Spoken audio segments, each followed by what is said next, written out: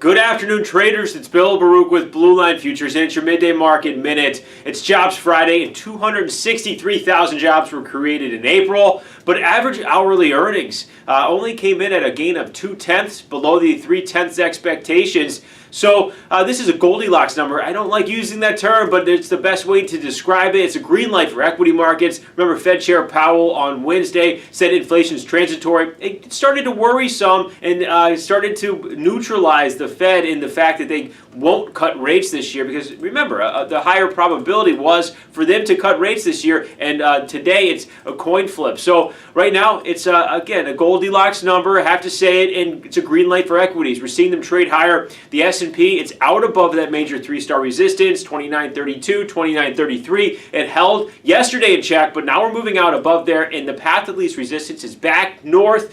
So look for some of the levels we have there in the Morning Express as your resistance today. But again, it's a green light. You're seeing crude oil come off the lows as well. Now, we took an approach to remind you that there are other topics around the world hurting commodities in our Morning Express today when we talked about crude oil. But ultimately, crude did hold that 200-day moving average, which keeps the uptrend intact, and we are green on the session. Now, there's major three-star resistance right above 63 bucks. Watch that level. It's going to be crucial there. And there is still a more immediate term breakdown in crude until it can take a close back above that $63. So again, more of an immediate term breakdown in crude until it closes above $63, but the longer term uptrend is still intact. Now remember that trend line from December, which aligns with now above 63, well above 63, near 64, was taken out, and there was a close below there yesterday and really the day before. So watch a lot of resistance up there when crude starts to recover. And then lastly, you're seeing the safe havens get a nice little uptick here, a little bit of sort of a relief rally from the Fed selling, the Fed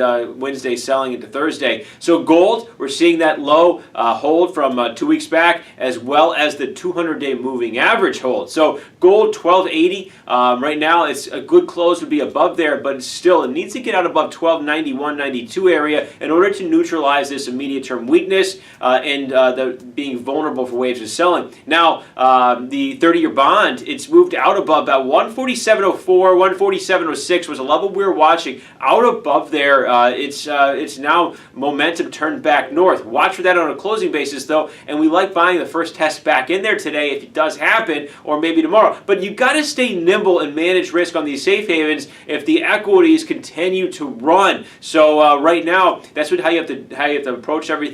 The dollar is weaker on the session, and the euro hit that big support level and responded off of support. So right now, stay nimble out there. But right now as well, crude oil and the equities are pushing green. Give us a call, 312-278-0500. You can email us info@bluelinefutures.com. Check our website for updates. You can sign up for a free trial of our research there. But remember, futures trading involves substantial risk of loss. It's not suitable for all investors. Thanks a lot.